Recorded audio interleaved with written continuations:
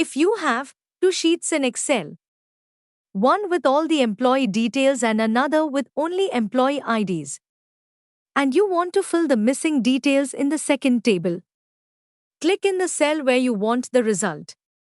Type equals VLOOKUP. Select the employee ID from the summary table, comma.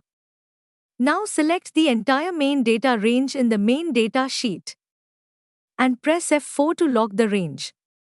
Now, open curly bracket and type to comma 3 comma 4, then close curly bracket, comma 0 and close. Press enter. Now drag down. Or use Ctrl+D to fill the rest. Done. Thanks for watching. Don't forget to like, share, and subscribe for more Excel tips.